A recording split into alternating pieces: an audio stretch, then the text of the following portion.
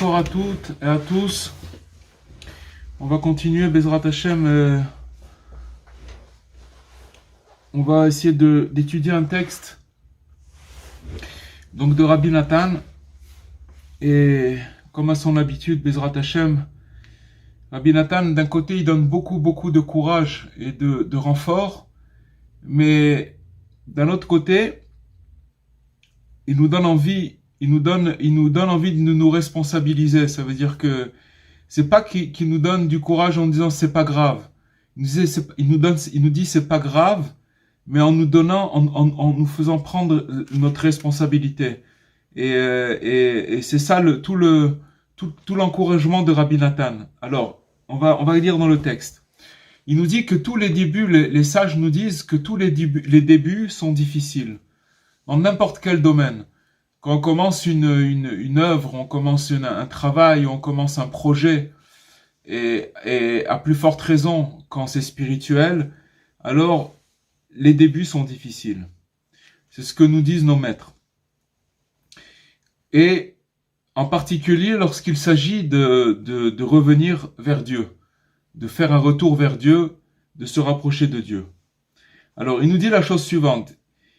Il est impossible de s'éveiller réellement au repentir, d'accord, que lorsque la lumière divine scintille en nous afin de nous stimuler à retourner vers Dieu. Ce qu'il nous dit ici, c'est tout simplement, c'est que on peut pas commencer à faire un premier pas que si on a reçu une lumière d'en haut qui va nous éveiller, qui va nous éveiller pour nous rapprocher. C'est pas possible autrement.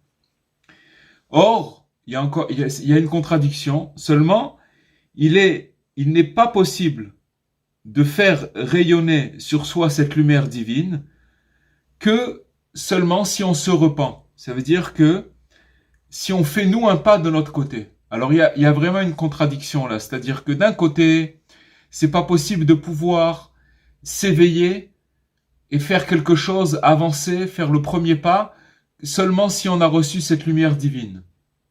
Mais d'un autre côté, on peut pas recevoir cette lumière divine que si on fait le premier pas. Donc il y a une contradiction, il y a quelque chose par où ça commence.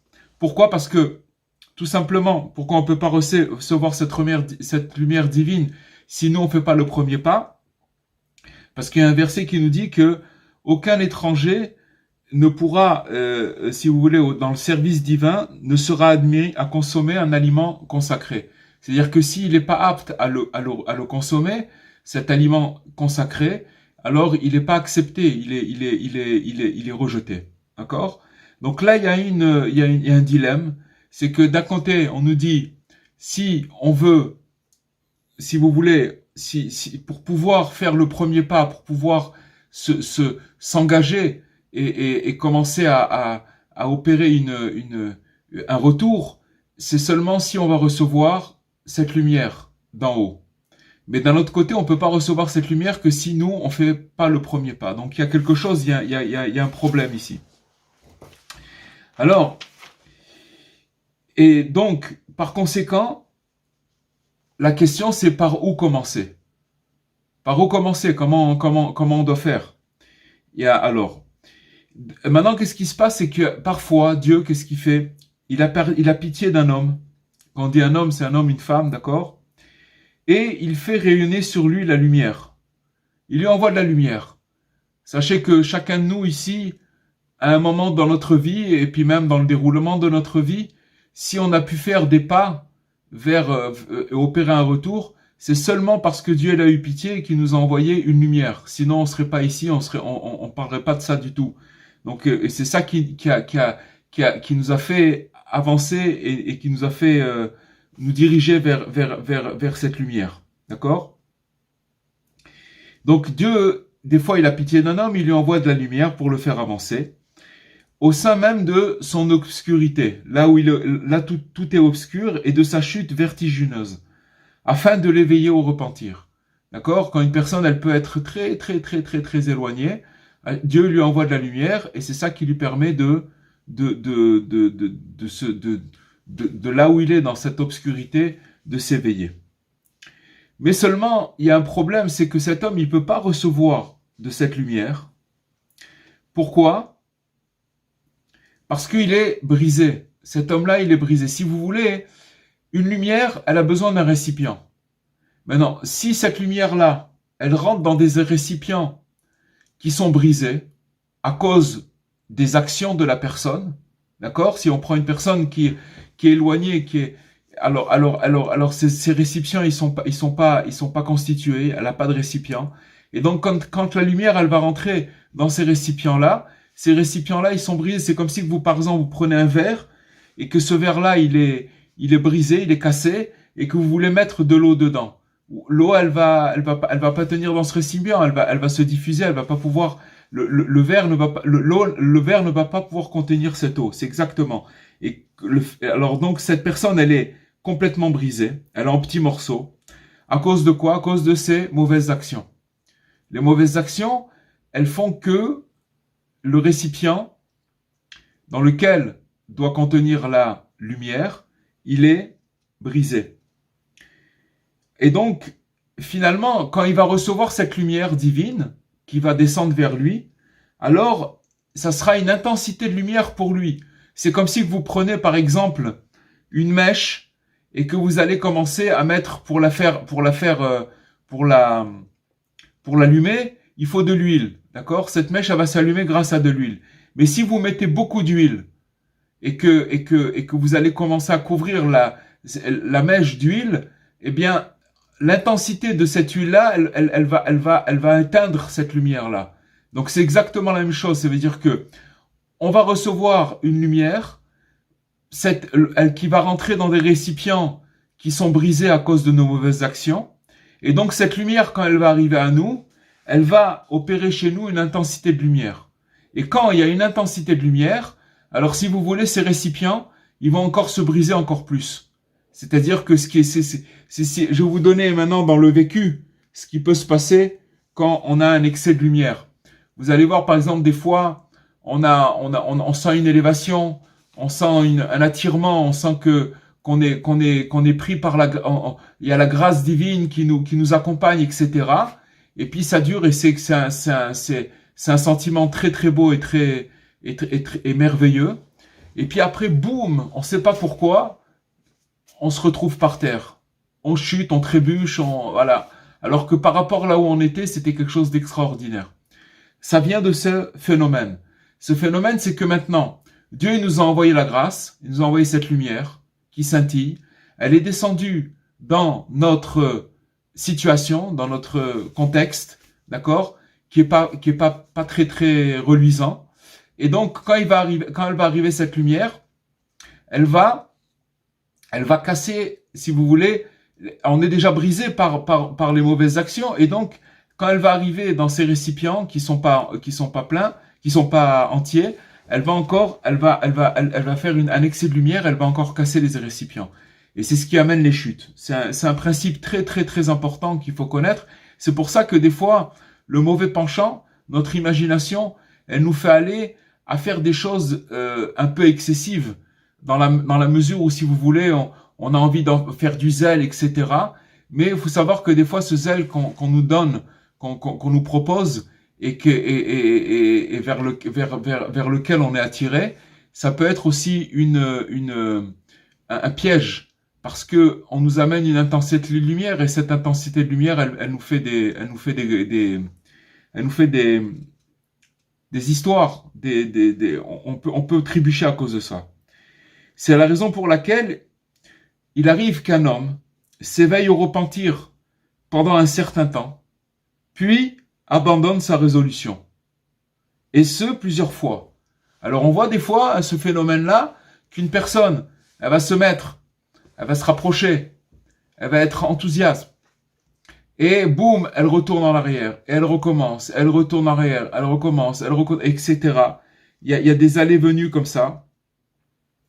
Et après, elle abandonne toute sa résolution, et ce, plusieurs fois. Tout cela, car il n'y a pas encore réparé ses facultés pour pouvoir recevoir cet élan de manière adéquate.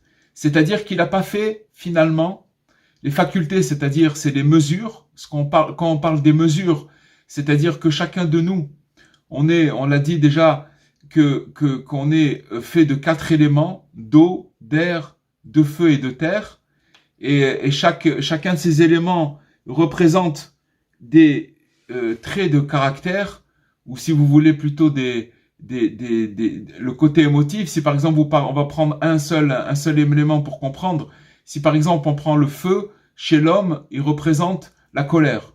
Alors il y a des fois où, si vous voulez, le réglage chez un homme au niveau de la colère, son feu, il est excessif. Et donc il va être coléreux. D'accord? Par exemple, la terre représente le côté de la tristesse. Et qu'un homme, par exemple, s'il est attiré vers la tristesse, ça veut dire que son réglage au niveau de qu'on parle des midotes, des mesures, c'est des mesures. Chacun, il a une mesure de feu, une mesure de terre, une mesure d'air et une mesure d'eau. D'accord? Mais maintenant, si ces mesures, elles sont déréglées, alors la personne, elle a des comportements qui sont déréglés. Maintenant, pour recevoir cette lumière divine, et que cette lumière, elle nous arrive, et qu'elle nous fasse pas du mal, alors, si vous voulez, ces mesures, elles doivent être réglées. Et tant qu'on les a pas réglées, alors, on va se retrouver dans une situation où cette lumière, elle va nous faire, si elle nous arrive pas avec mesure, elle va nous abîmer. Et c'est pour ça que les gens, alors, ils veulent, tout le monde veut, on veut tous se rapprocher, on veut tous s'améliorer, on veut tous être en contact avec Dieu, tout le monde. Il y a personne, si vous prenez une feuille et que vous signez en bas et vous marquez, avant de signer, vous marquez, voilà, tu signes en bas et tu deviens un juste, tu deviens quelqu'un de bien, alors tout le monde va signer. Mais le problème, c'est que le problème, c'est les récipients qui n'ont pas été encore, qui n'ont pas encore la faculté de pouvoir recevoir cette lumière-là. Donc, ce qu'on vient de dire maintenant, ça concerne le particulier, c'est-à-dire chacun de nous, d'accord, dans l'individu particulier.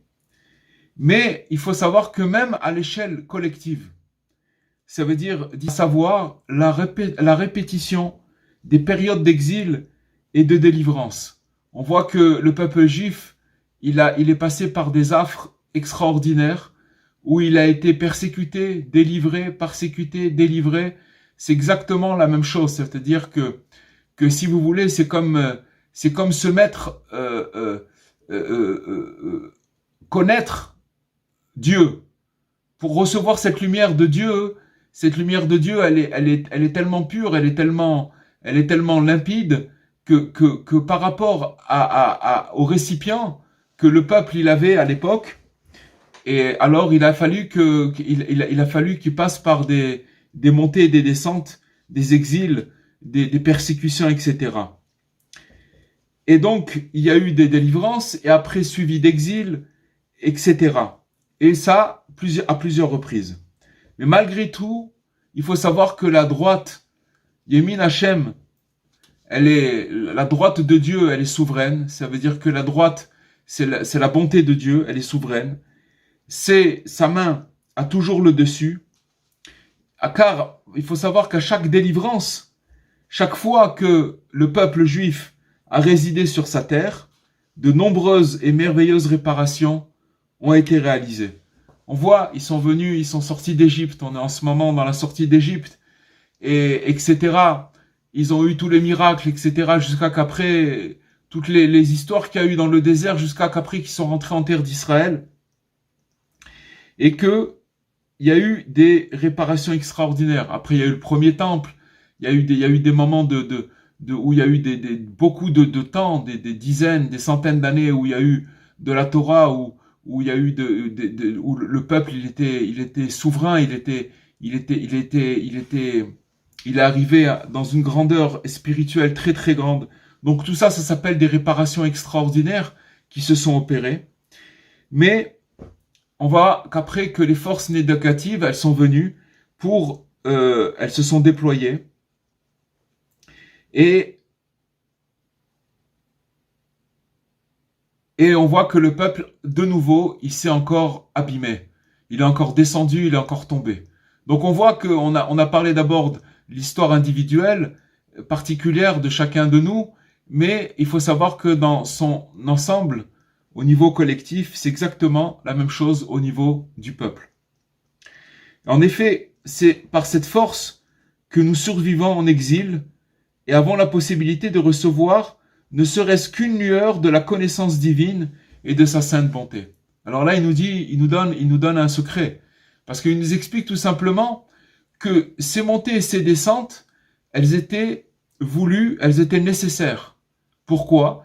Parce que il n'y a pas d'autre moyen que de recevoir cette lumière. Et on voit que cette lumière, elle puisse nous rester avec l'aide de Dieu quand Mashiach viendra, quand le Messie viendra très rapidement. Alors, cette lumière, elle va s'installer. Grâce à Dieu, avec toutes ces allées-venues, on voit que finalement, il est resté une trace. Il est resté ce qu'on appelle une empreinte.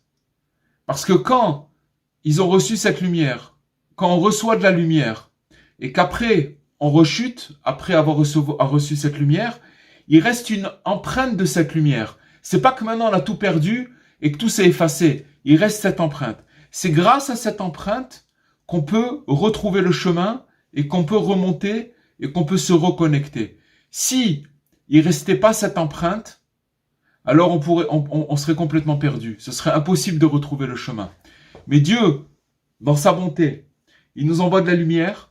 Cette lumière, elle nous arrive, elle rentre dans les récipients, elle reste le temps qu'elle doit rester, cette lumière, et qu'après, du fait que, comme on a dit, ces récipients, ils sont pas réglés, ils n'ont pas trouvé la mesure, on n'a pas encore trouvé la mesure, alors il y a une espèce d'explosion qui fait que nos récipients, ils se brisent encore plus. Mais il reste une empreinte. Et grâce à cette empreinte, c'est grâce à cette lueur, cette empreinte qui reste, cette trace qui reste, qu'on va pouvoir reconnaître on va reconnaître la lueur divine, on va pouvoir retrouver notre chemin. Et on voit qu'il en est de même à chaque époque, et pour chaque individu en particulier. Bien qu'il ait commencé à servir Dieu, un nombre incalculable de fois. Quand il dit un nombre incalculable de fois, ça veut dire ça veut dire qu'un nombre incalculable de fois, ça veut dire qu'un nombre incalculable de fois, il est tombé. Mais seulement il est revenu de sa chute, il a encore une fois essayé, il a encore essayé. D'accord? Et qu'il soit retombé systématiquement, il dit Rabbi Nathan. Ça veut dire qu'il a essayé, et systématiquement, boum, allez, encore une fois, il se recasse la figure. Il dit que même si sa chute est immense, et qu'il tombe réellement dans des fautes, à Dieu ne plaise, d'accord, il mâche pas ses mots, Rabbi Nathan.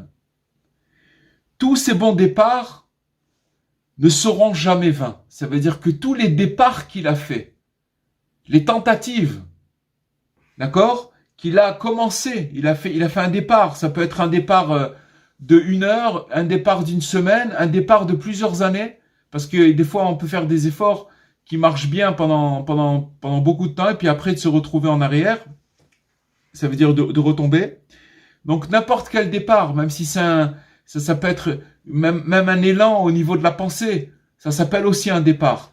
Même si après on se fait avoir par notre pensée et qu'on retombe de cet élan, c'est-à-dire qu'on a eu un élan quelconque dans notre esprit où on a voulu faire quelque chose de bien et boum, après on a été découragé par nous-mêmes ou par notre entourage ou peu importe par quoi. Ça s'appelle aussi un élan, ça s'appelle aussi un départ. Ce départ-là, il est pas du tout. On croit que, si on n'a pas fait, alors ça sert à rien. Pas du tout. Cet élan-là, il est là, et il est jamais, ça s'appelle un départ, et il n'y a pas de départ qui est en vain. Ça veut dire qu'il a sa valeur. Il a sa valeur. Car bien que tout ait été abîmé lors de la chute, c'est-à-dire que maintenant, il nous explique que maintenant, c'est vrai qu'il y a qu'on a abîmé à cause de la chute. Alors, mais il dit qu'il reste une trace bénéfique. Il reste une trace bénéfique qui reste. Pourquoi? Parce qu'au début, on a fait ce départ-là. En fait, ce qui nous explique que le plus important, c'est le départ. Et ce départ-là, il nous ramène à Kol, à Tralot Kashot. Tous les départs, ils sont difficiles, mais il nous ramène aussi une chose, c'est que quand on démarre quelque chose, alors ça veut dire qu'on a réussi à se renouveler. C'est-à-dire qu'on allez, j'essaye encore une fois. J'essaye encore une fois. Et ça veut dire que je viens de renaître. Je viens de naître. Sinon, si j'avais pas cette faculté-là de repartir, c'est-à-dire si j'avais pas cette trace, cette empreinte qui me reste, je pourrais absolument pas le faire.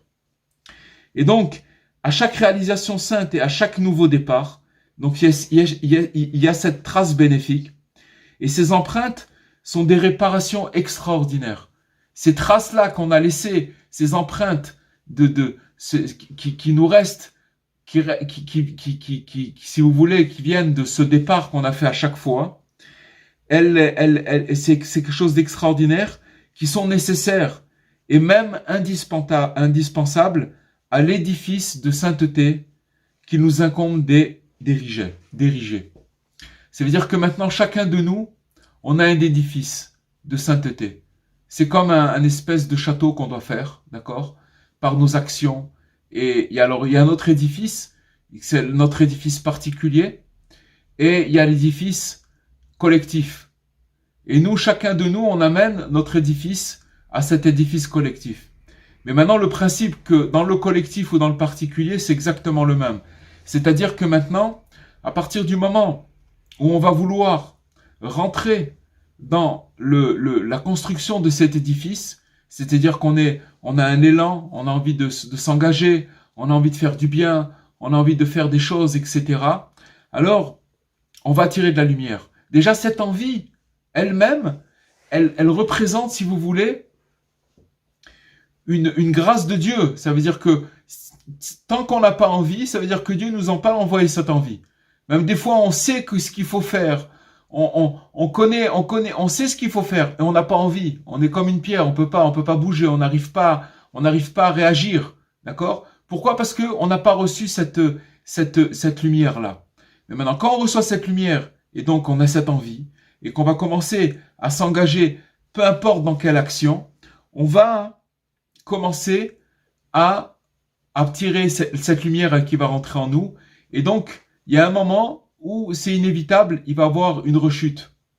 Maintenant, quelle que soit la rechute, il faut savoir que ce qu'il faut voir, c'est le départ. C'est tout ce qui nous intéresse. Et on va expliquer pourquoi. Parce que d'abord, il faut ériger cet édifice. D'accord? Chacun, il a le devoir d'ériger cet édifice, son édifice. Alors maintenant, il nous dit la chose suivante. Il nous dit que nous avons besoin, à présent, que vienne le Messie, notre juste Rédempteur, et qui nous le délivre éternellement. Ok? Pour l'instant, hein, si vous voulez, on est en exil. Donc, si vous voulez, les petites délivrances, les petites captations de lumière qu'on va recevoir, c'est des petites délivrances. Mais c'est pas la délivrance. La délivrance, c'est celle que Mashiach, le Messie, il va nous délivrer. Bien que, il faut savoir que il y a aussi une délivrance particulière, personnelle. C'est-à-dire que, il nous explique dans un autre endroit, Rabbi Nathan, c'est que quand on fait un effort de sortir de notre condition de matérielle, c'est-à-dire les choses qui nous enchaînent, toutes les passions, etc., dans cette mesure où on fait cet effort-là, alors ça s'appelle de sortir de notre exil. Parce que l'exil, c'est, par exemple, si quelqu'un, tout simplement, je vais vous dire une chose, il court après l'argent, il court après les biens matériels et tout ça, il n'y a pas un plus grand exil que ça. Parce qu'il court, il va falloir qu'il fasse des efforts énormes pour se procurer telle chose et telle chose, et finalement, il va passer sa vie à courir ce qu'on a besoin, on a besoin. Ce qu'Hachem, il nous envoie. Il peut envoyer à la personne tout ce qu'il a besoin, il n'y a pas de problème. Mais de courir et de focaliser sa vie dans ce sens-là, c'est une perte où la personne, elle est en exil. Et cet exil, si encore elle lui a amené un petit peu de satisfaction, un petit peu de joie, un petit peu de, mais plus il rentre dedans, plus l'exil il est dur parce qu'il va falloir parce qu'il aura besoin toujours de plus. Et donc de faire encore plus d'efforts, etc., etc. Et ça, c'est pour toutes les passions du monde. C'est-à-dire qu'il y a une rédemption générale, c'est celle de ce que le Messie il va délivrer tout le monde. Mais si vous voulez, quand on étudie les écrits de Rabbi Nachman, alors on touche un point, si vous voulez, où il nous projette déjà dans ce qui va être après la venue du Mashiach. Et on peut capter cette lumière-là, et on peut surtout trouver le bonheur. Ce qu'on appelle le bonheur, ça veut dire la libération. C'est-à-dire d'être libéré de cet exil, de tout ce qui nous amène dans cet exil-là. Et donc c'est pourquoi il nous faut bâtir l'édifice de la sainteté, un édifice complet qui soit si prodigieux qu'il ne pourra jamais être détruit. C'est ça ce qu'on est en train de faire, chacun il amène sa pierre. Mais dans la pierre de chacun, il faut savoir qu'on va retrouver ce phénomène, qu'à chaque fois, la personne elle va se retrouver d'un côté, dans cette lumière, mais comme à cause de nos mauvaises actions, cette lumière, elle va faire une intensité de lumière qui va casser ces récipients, parce qu'elle peut pas, on n'a pas les récipients pour le truc, mais pour recevoir cette lumière. Mais ce qui va se passer, c'est qu'à un moment où, si vous voulez, à chaque fois qu'on va faire un nouveau départ, alors il va rester une trace. Et c'est cette trace-là qui va, si vous voulez, faire l'harmonie dans notre... Pourquoi ça va faire l'harmonie dans nos mesures dont on a parlé? Parce que tout simplement, une personne qui repart malgré sa chute, c'est une personne qui se relève et qui recommence, et ça veut dire qu'elle n'est pas tombée dans le désespoir, tout simplement.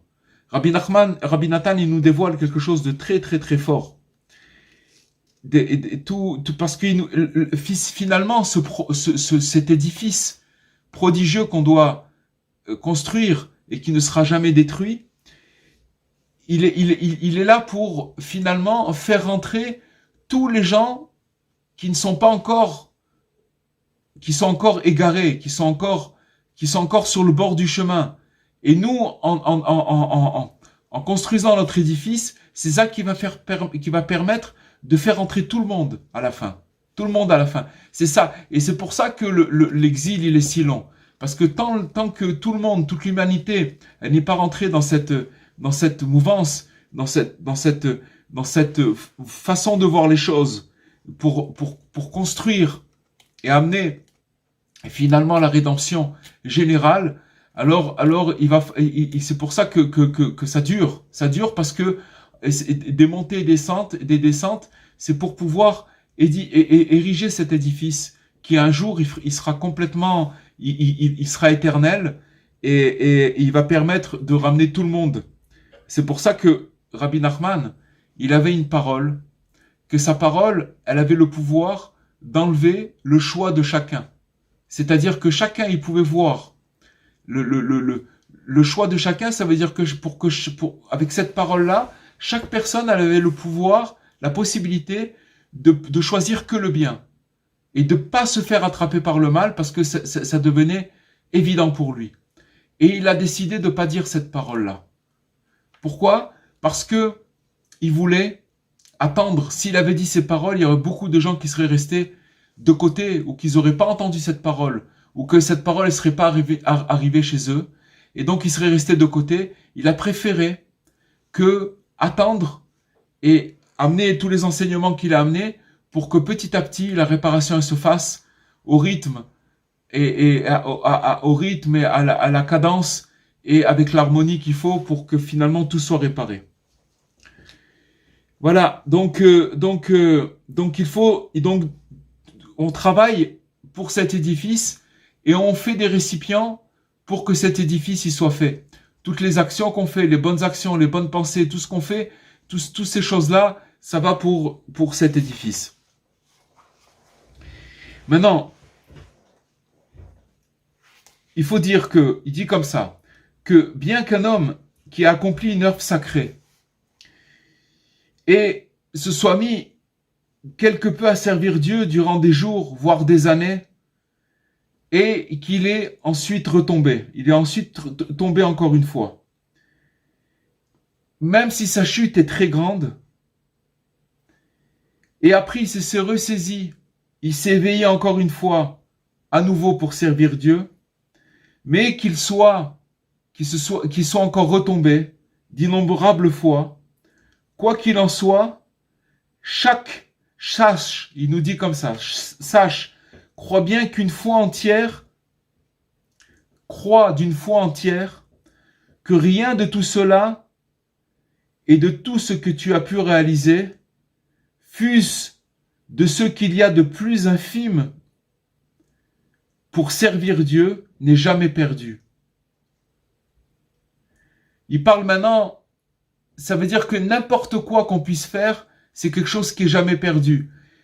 Malheureusement, comme on est dans une société où encore une fois on nous fait montrer que c'est que l'action qui compte et que on ne voit pas la valeur d'une bonne pensée, d'une petite action, d'une bonne petite action, toutes ces choses-là, on n'arrive pas à reconnaître et à connaître la valeur de ces choses-là, alors on a l'impression que ça vaut rien, c'est dérisoire par rapport aux choses qu'on doit faire ou qu'on devrait faire.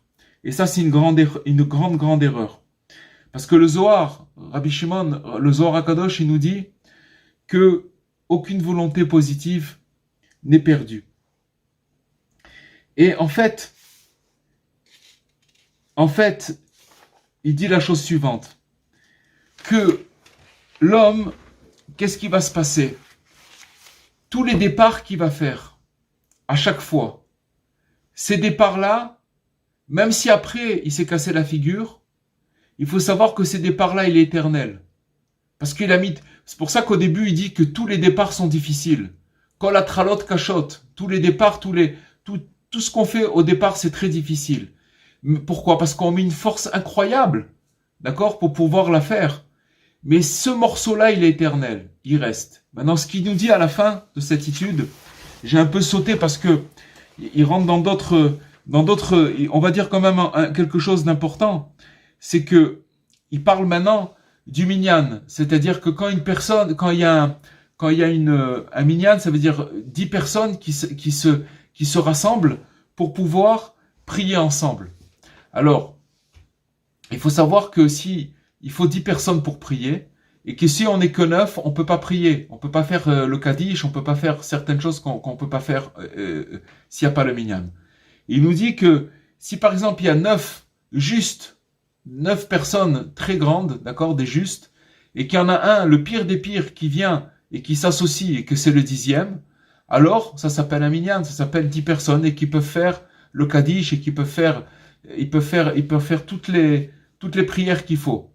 Donc ça veut dire que maintenant, une personne, il nous dit à la fin une chose extraordinaire. Il nous dit que quand une personne, elle fait ces départs-là à chaque fois, même si après elle a rechuté, à la fin, tous ces petits départs qu'elle a fait, ces départs, ils vont se mettre ensemble. Et ça va constituer un bloc. Et ce bloc-là, il va venir l'aider au moment où il en aura le plus besoin et qui va lui faire passer l'étape. Et il va pouvoir rentrer dans son édifice éternel et il va pouvoir finalement rester stable dans son service divin. C'est quelque chose d'extraordinaire. Extraordinaire. C'est pour ça que toute la vie, c'est recommencer, recommencer et recommencer et pas regarder les chutes et les rechutes. Faut pas regarder ça. Par contre, je vais vous dire une chose. Quand on chute et on rechute, le problème, c'est que on baisse les bras. On peut avoir tendance à baisser les bras et être pris, si vous voulez, dans ce chemin-là, de dire j'ai essayé, ça marche pas, j'ai essayé, ça marche. On t'a pas demandé que ça marche. On t'a demandé de recommencer, de recommencer à chaque fois. Parce que plus tu recommences, plus tu constitues des départs. Ces petits départs-là, ils vont être là au moment où tu en auras le plus besoin. Il y a un moment où tu vas être dans un moment critique et que sans ces petits départs-là, tu vas être perdu. Et que ces petits départs-là, ils vont s'assembler ensemble, ils vont te venir en aide. Et c'est ça qui va te faire passer le cap. Et ça, c'est pour chacun de nous, pour chacun là où il est, chacun est truc. Le principal, c'est de picorer, de gratter des petits morceaux de bien. Parce que de toute façon, quand on gratte des petits morceaux de bien, sachez une chose, c'est qu'à la fin, ça fait énormément de bien. Seulement, notre imagination, ce qu'on appelle le mauvais penchant, il vient vers nous et nous dit, mais c'était vraiment minable. c'est pas avec ça que tu vas arranger, c'est pas avec ça que tu vas réparer. Ben, c'est faux. Rabbi Nathan, il nous dit ici, c'est que les départs. C'est de recommencer à chaque fois et sans arrêt éternellement. Et à la fin, on a l'assurance de pouvoir rentrer éternellement dans cet édifice et être constant dans le service de Dieu. Voilà. On va ouvrir le micro et si vous voulez, on peut passer aux questions. Voilà.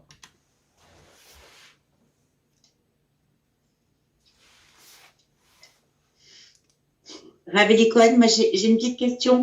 Est-ce que en fait chaque descente peut entraîner en fait une en fait on crée on crée des kilim à chaque descente. Oui, les récipients. C'est ces kilim qui nous permettent en fait c'est comme notre bouée en fait de sauvetage qui nous permet de tenir la tête. Dans la mesure où on repart. Parce que quand on nous casse nos récipients ou quand on pas nous casse nos récipients, quand si vous voulez qu'on reçoit cette lumière et qu'elle nous si vous voulez elle nous fait tomber, elle peut nous faire tomber. Alors il faut savoir que la condition c'est de repartir. C'est ça qu'il faut savoir. De tenir la corde toujours. Voilà. Ok. Rabbi Cohen, question, c'est par rapport au début du cours. Vous avez parlé qu'on ne pouvait pas capter la lumière si les récipients étaient cassés, et vous expliquez que les récipients cassés, c'était nos avérotes, nos erreurs, etc. Nos mauvaises actions, ouais. Ouais, nos mauvaises actions en général. Comment on peut faire pour réparer ce vase cassé? C'est quoi la première étape? Parce que en vérité, si on comprend bien, tant qu'on n'a pas réparé le vase, il n'y a pas vraiment de réception de lumière. C'est pas seulement un vase, c'est plein de récipients, d'accord? C'est quoi ce bruit? Il y a un bruit de fond qui est très très fort. Attendez, je pense que c'est moi. Je vais vous dire une chose, faut pas prendre comme image, il y a un récipient, il est cassé ou alors il est réparé. C'est pas ça. On a besoin, si vous voulez, de faire un réceptacle, d'accord? Ce réceptacle-là, on est venu déjà sur Terre avec, si vous voulez, chacun avec ses mesures. D'accord? On a parlé des mesures, on a parlé du feu, de l'air, de la terre et de l'eau. D'accord? Que chaque mesure, elle représente, chaque élément, il représente comment se dirais-je, le feu. On a parlé que c'est la colère. Alors, si chacun il vient avec des règlements. On est tous déréglés par rapport à nos mesures. D'accord? Maintenant, Dieu, au début du cours, on a dit que Dieu, il a pitié de nous. Il veut nous faire profiter de cette lumière et il veut nous la donner. Il veut faire que ça, Dieu. Nous donner cette lumière. Le problème, c'est qu'on n'a pas le réceptacle pour le recevoir. Alors, qu'est-ce qui va se passer? On va recevoir la lumière. Mais comme il va avoir une intensité de lumière qu'on ne peut pas recevoir, on va retomber. Mais maintenant... C'est quoi la solution? Alors attendez, la solution, on l'a dit. La solution, ça veut dire que, d'abord, ce qui nous a fait commencer un départ, qui nous a fait démarrer, c'est cette lumière. C'est toujours la lumière qui nous fait démarrer. D'accord? Sinon, on peut pas, sans cette lumière, on peut pas commencer. Donc, on va commencer un parcours, d'accord? Et après, quand on va commencer ce parcours, on va rechuter. Et après, alors c'est là où il faut se relever et continuer il faut pas, parce que maintenant, si vous voulez, notre salut, il dépend de tous ces départs-là. Maintenant, tous ces départs-là, vous avez posé la question, comment on va faire pour faire ce récipient? C'est qu'à chaque fois qu'on démarre et qu'on rechute, on a expliqué qu'il reste une empreinte, il reste une trace de ce départ. Et cette trace-là, elle est indélébile. Elle va jamais nous quitter. Elle sera toujours là. Maintenant, si on arrive à retrouver cette trace, ça veut dire, on arrive à s'attacher à cette trace qui nous reste. C'est une espèce de nostalgie. C'est-à-dire, oh là là, c'est pour ça que les gens, ils disent, oh là là, mais j'étais dans tel état d'âme, et maintenant après je suis tombé, oh là là, mais, alors on a envie de retrouver ce truc-là. Retrouver, ça sert à, on peut pas retrouver ça. Mais il reste, oui, une trace. Par contre, si on s'attache à cette trace, c'est ça qui va nous permettre de retrouver un autre départ, de repartir. Parce qu'Hachem, de toutes les façons, Dieu, il va continuer à nous envoyer de la lumière. Seulement, si on est découragé et qu'on dit, oh là là, mais j'ai commencé une fois, je me suis ramassé une tarte, tu comprends, vous comprenez? Alors maintenant, quand on va recevoir cette lumière, on va dire, oh non, mais c'est bon, ça y est, j'ai compris, je veux pas. D'accord? Et ça s'appelle être découragé. Ça s'appelle être dans le découragement. Mais si notre salut, il dépend de notre départ, de chaque fois qu'on va l'homme, il cherche en vérité, dans sa nature, à ce que ce soit stable. C'est-à-dire qu'il commence un truc et puis voilà, que ça marche. Mais ça marche pas comme ça, c'est pas comme ça. Parce qu'on l'a vu particulièrement que ça marche pas comme ça, on l'a vu dans le peuple, combien, tout ce qu'il a passé. On a qu'à lire la Bible et vous allez voir qu'est-ce qu'il a passé dans le peuple. Et puis même après la Bible, la Shoah, les pogroms, l'Inquisition, il y a eu des tonnes de choses qui se sont passées. Vous comprenez? Donc tout ça, et on voit et pourquoi il est encore là, ce peuple? Pourquoi? Parce que il s'attache à cette foi qui s'appelle l'empreinte, la trace. Il reste une trace, il reste quelque chose. Et à la fin, cette trace, elle sera éternelle. C'est-à-dire qu'à la fin, on rentrera. C'est quoi le Messie? Le Messie va venir, il va nous libérer de tout ça. Mais il faut savoir que particulièrement, on peut déjà avoir un avant-goût de toutes ces choses-là. C'est les conseils de Rabbi Nachman. C'est ça qu'il nous dit. Il dévoile un secret extraordinaire. On peut comprendre des choses dans le mécanisme, chacun dans notre mécanisme. Alors on peut le prendre d'une autre manière, de dire bon chef, j'en ai marre, ces trucs, à chaque fois c'est la même chose, ces trucs et trucs. Non, si je crois aux paroles des justes qu'on a étudiées ce soir, alors il nous a émis c'était radio ce soir, c'était radio recommencement, d'accord? On recommence et c'est ça Rabbi Nathan qui nous a appris ce soir. C'est-à-dire que c'est sans arrêt de recommencer parce qu'on a besoin de ce recommencement pour confessionner notre récipient et pour recevoir cette lumière, qu'à la fin elle va être éternelle. À part ça, oui, je vous écoute. Moi, j'ai une question. Tout à l'heure, bonsoir. Bonsoir Dora. Tout à l'heure, vous avez parlé des éléments qu'on a en nous, c'est-à-dire la terre, l'air, le feu, etc. Ouais. Et ça correspond aussi à nos signes astrologiques. Est-ce que vous pensez que ça a une influence? Alors on en a déjà parlé de ça. Ça a une influence dans la mesure où, si vous voulez, on est tombé en dessous les astres. Vous comprenez? Mais si quelqu'un, il s'attache à la providence divine, à savoir que on revient toujours, c'est-à-dire que quand par exemple quelqu'un il s'adresse à Dieu dans sa langue maternelle et que donc il s'adresse à la racine de tout, il est au-dessus des astres. Il n'y a pas d'astre pour lui. Mais il faut savoir que c'est un aller-venu. Ça veut dire que je vais vous dire une chose. C'est très fort c'est très intéressant ce que vous dites, la question que vous avez posée, parce que si vous voulez, quand on fait un départ après avoir reçu cette lumière, d'accord, on est au-dessus des astres parce qu'on a une force en des trucs. Maintenant, quand on va retomber, qu'on rechute, alors si vous voulez, là on est en danger parce qu'on est dominé par les astres. Dans la mesure où, si vous voulez, on est retombé en dessous les astres. Vous comprenez ce que je veux dire? On est tombé dans la nature, entre guillemets, bien qu'il n'y a aucune nature, puisque toute la nature, c'est Dieu. Il n'y a pas de nature Dieu, il remplit tous les éléments. Seulement, il y a une espèce de répétition de choses qu'on appelle la nature, mais en vérité, c'est Dieu. Alors, si on tombe dans cette chose-là en croyant que c'est la nature et que c'est comme ça, que c'est fataliste, etc., alors ça s'appelle tomber en dessous les astres. Et effectivement, à ce moment-là, les astres, ils ont une influence sur nous-mêmes, sur nous. Ça, oui. Rav Cohen, s'il vous plaît, j'ai une question à vous poser. Est-ce que vous pensez les chutes qui nous arrivent dans la vie sont l'œuvre du Yetzirara, sont l'œuvre du Yetzirara, ou bien en même temps c'est l'œuvre du Yetzirara et en même temps c'est Akadosh Baruch Hu qui a décidé tout ça en fait. C'est ça en fait ma question en fait. Je vais vous dire, on va faire plus court que ça. Rabbi Nachman, il a dit comme ça.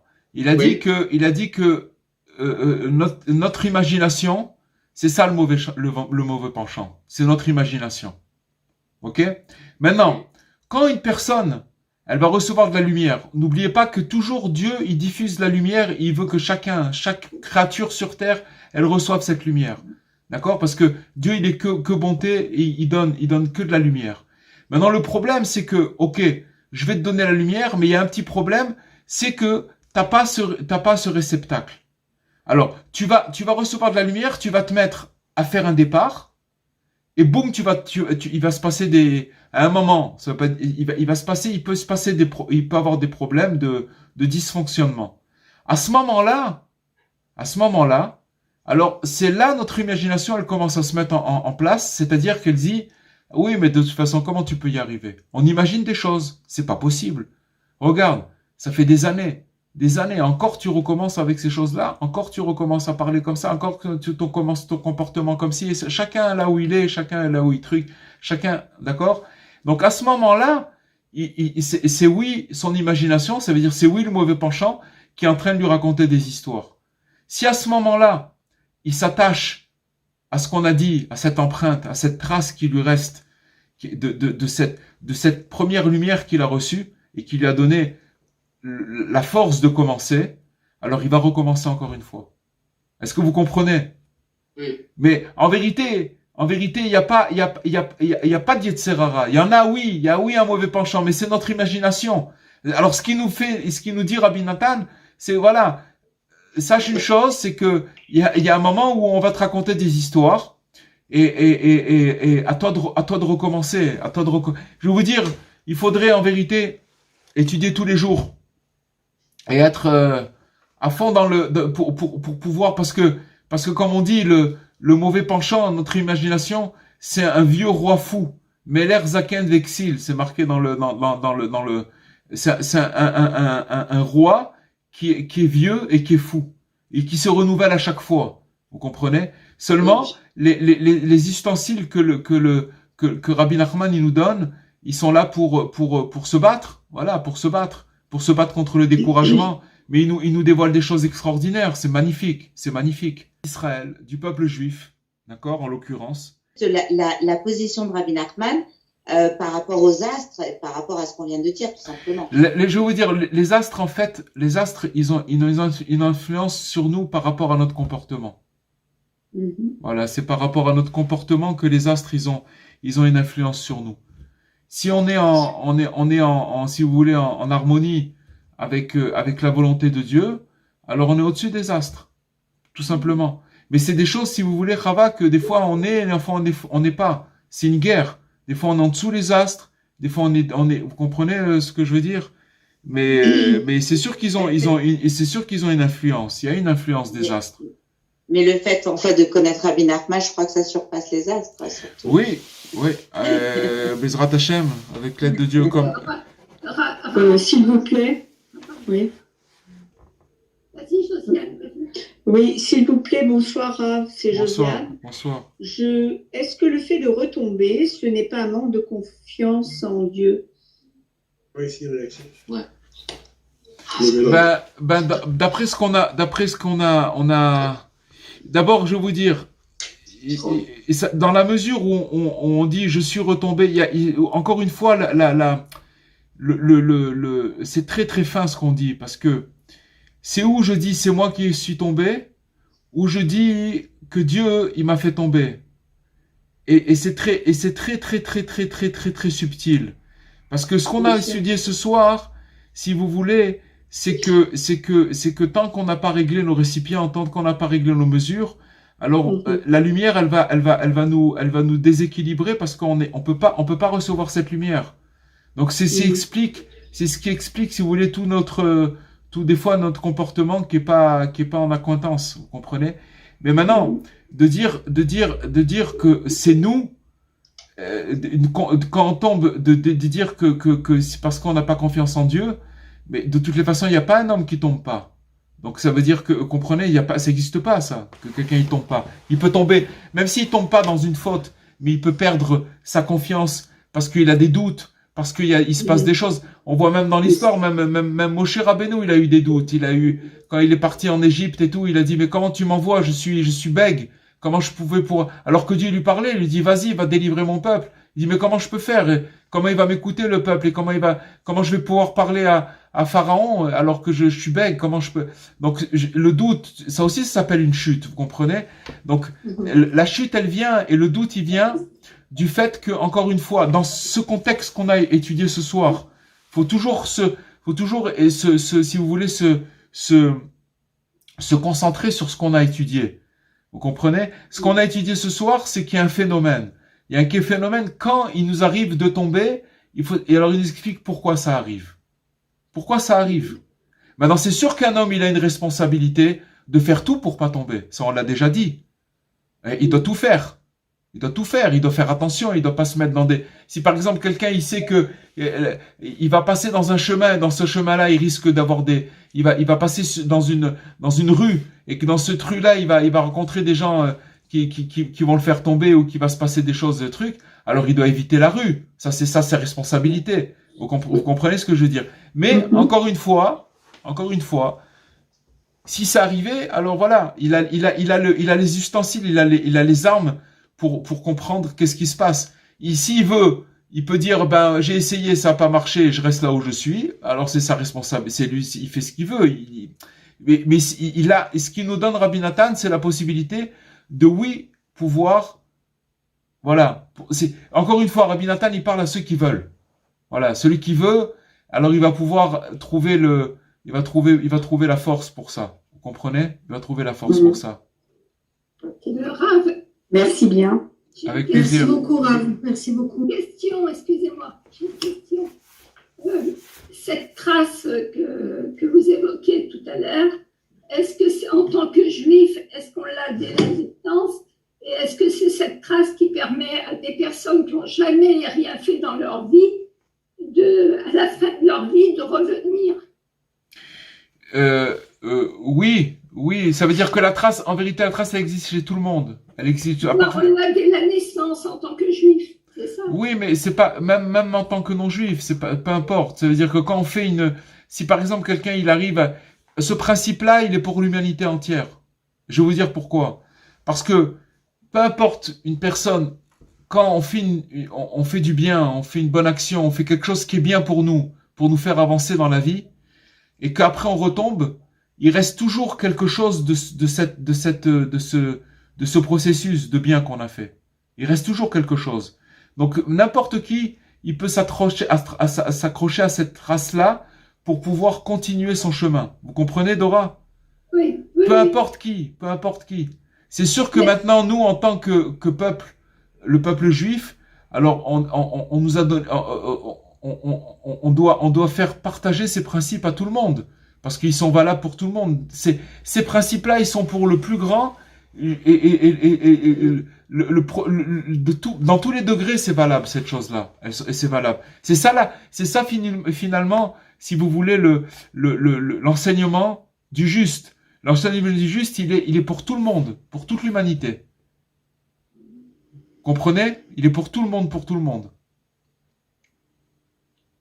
Une dernière question, Rabbi Cohen. Oui, La semaine dernière, c'est pour rejoindre un peu la question de Josiane. La semaine dernière, vous avez dit que les chutes, en fait, étaient une élévation. À chaque fois qu'on va pour s'élever, presque on devrait dire merci de chuter, parce que on a parlé d'un tremplin la semaine dernière, c'est-à-dire que voilà. Ça veut dire que quand on a une, non, on n'a pas parlé de chute exactement, on a parlé de descente. C'est pas forcément des chutes, ça peut être des zones de turbulence. Ça veut dire que avant de recevoir la lumière, on va passer par une obscurité. D'accord? Et que ça, c'est une invitation à pouvoir recevoir la lumière. À l'élévation. Et on a parlé qu'une personne, quand elle est dans cet état-là, alors elle est en danger, parce que si elle perd, elle peut là-bas chuter. Vous voyez, si vous prenez ce qu'on a étudié, Rava, la semaine dernière, et ce qu'on vient d'étudier maintenant, et que vous le mettez à bout à bout, alors ça peut poser, on voit que tout est, si on prend tous ces enseignements, qu'on les met ensemble, on a une panoplie d'ustensiles, de clés extraordinaires. Parce que finalement, Rabbi Nathan, il nous amène, si vous voulez, dans toutes les facettes de l'esprit humain. Ça veut dire là où une personne, elle va passer, qu'est-ce qui se passe avec elle, au niveau de son esprit, au niveau de dans toutes ces facettes de son âme, parce qu'il y a plusieurs sortes de découragement.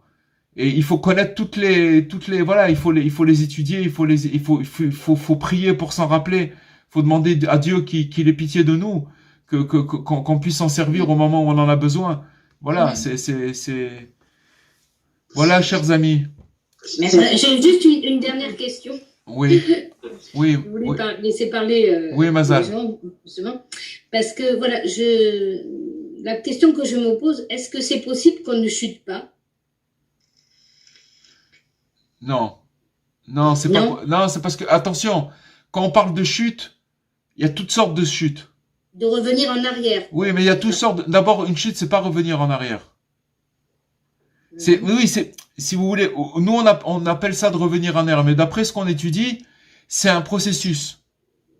Maintenant, de dire de pas chuter, une chute, ça peut être aussi une baisse de morale, ça peut être un doute sur nous-mêmes, ça peut être tout ça s'appelle des chutes. Ça s'appelle en fait une chute, c'est quoi? Ça s'appelle une yerida, ça veut dire une descente, ça veut dire que j'étais dans un état d'esprit X et que je me trouve maintenant dans un état d'esprit Y, ça veut dire mais que j'ai descendu de cet état d'esprit. Et en fait, tout dépend de cette lumière. Tout dépend de cette lumière dans la mesure où quand on est dans un bon état d'esprit et que ça va bien, eh bien, on reçoit de cette lumière, on est bien. Mais il faut savoir que pour la recevoir et qu'elle nous reste éternellement, eh ben, il y a un chemin. Il y a un chemin. On voit dans les contes de la princesse disparue, l'exil d'une princesse qu'on est en train de faire depuis quelques mois. On voit que le second du roi, il passe par des péripéties. C'est exactement la même chose. Pourquoi? Parce qu'il veut trouver la présence divine, il veut trouver la princesse, il veut trouver cette âme collective, il veut se connecter là-bas. Mais pour y arriver, il faut savoir que voilà, c'est tout. Mais maintenant, si on sait que de toutes les façons, c'est un processus, alors vous comprenez ce que je veux dire, on sait que tout ce qui nous arrive, ces chutes, ces baisses de régime, tout ça, c'est pour finalement, à la fin, encore une fois, le Rabbi Nathan, il termine comme ça, c'est que tous ces départs, c'est ça qu'il faut se rappeler, tous les départs qu'on a accumulés. Qui dit départ, ça veut dire qu'après il y a eu des chutes. Mais tous ces départs-là qu'on a recommencé à chaque fois, à un moment ils vont se mettre ensemble. Et c'est ça, et ça sera ça notre délivrance. Ça sera que ça notre délivrance. Pourquoi ça sera notre délivrance? Parce que ces départs-là, c'est la preuve qu'on s'est pas découragé. Vous comprenez ce que ça veut dire? C'est la preuve qu'on s'est pas découragé puisqu'on est recommencé. On s'est pas découragé. Alors toutes ces preuves-là, elles vont se mettre ensemble et boum, allez, on passe le cap. Ça y est, on a passé le cap. Okay. En attendant, voilà. En attendant, c'est lumière, pas de lumière, lumière, pas de lumière. C'est tout. C'est comme ça. C'est tout. Dans Cohen, s'il vous plaît, je voulais vous poser une question. Vous avez parlé tout à l'heure de l'astrologie. Mais l'astrologie, jusqu'à quand, dans l'astrologie même, on arrive, jusqu'à quand c'est moutard d'être dans l'astrologie et à partir de quel moment ça devient, on pourrait dire, interdit à Avodah quoi. C'est pas, je vais vous dire une chose. Les astres, ils existent. Oui. Ils ont une influence sur la Terre. Oui. C'est certes. Vous comprenez? Quand on parle de Ovdei Kochavim, en hébreu, ça veut dire ceux qui arrivaient à lire dans les étoiles. Oui. Ceux qui arrivaient à lire dans les étoiles, ils savaient que s'il y avait une étoile qui était comme ça, une constellation qui était là, tac, tac, tac, ils savaient lire. Ils disaient, bon, là, il va y avoir une bonne moisson, là, il va y avoir un ouragan. Ils savaient déjà, dans les étoiles, qu'est-ce qui allait se passer. Maintenant, nous, encore une fois, on va pas dire que les étoiles n'existaient pas, les astres, ils n'existent pas. Mais, selon notre recherche, selon notre comportement, et il y a beaucoup à parler là-dessus, mais selon notre comportement, alors on est sous l'influence des astres ou au-dessus des astres. C'est tout simplement. Maintenant, nous, de notre côté, on doit pas en faire on doit pas commencer à en faire si vous voulez, On ne doit pas commencer à rentrer dans ces choses-là. C'est pas, vous comprenez? Notre mode de vie. C'est pas notre mode de vie du tout. Voilà, exactement. Voilà, c'est ça. C'est pas notre mode de vie. Ça ne nous concerne pas. On ne doit pas commencer un truc maintenant. C'est sûr qu'ils ont une influence, mais c'est parce que c'est comme quelqu'un il dit le mauvais œil. Alors combien on doit croire au mauvais œil et tout? Tu dois pas t'en occuper. Vis ta vie. Il existe, mais ne commence pas à lui en donner une importance plus que ça. Vous comprenez? Nous, on essaye de, voilà, c'est tout. C'est tout simplement ça. Merci beaucoup. Puis on y attache Merci. l'importance et puis on le subit. Voilà, il y a un côté comme ça. Alors, Bezrat Hashem, en tout cas, Bezrat Hashem, je vous souhaite à tous une très très belle semaine. Avec beaucoup de départs. Nous sommes tous à Amen. Comment? Amen. Amen. Et Bezrat Hashem, une belle semaine avec beaucoup de départs et de recommencements. Amen. Et Bezrat Hashem, qu'on puisse continuer à étudier les enseignements de Rabbeinu et de Rabbi Nathan. Amen. Qu'on puisse continuer la route ensemble très longtemps, en bonne santé. Bezrat Hashem. Merci à vous tous et à la semaine prochaine, Bezrat Hashem. Merci à tous. Merci à Kol Tov, à tous. bientôt. Au revoir. Au revoir. Merci. Au revoir.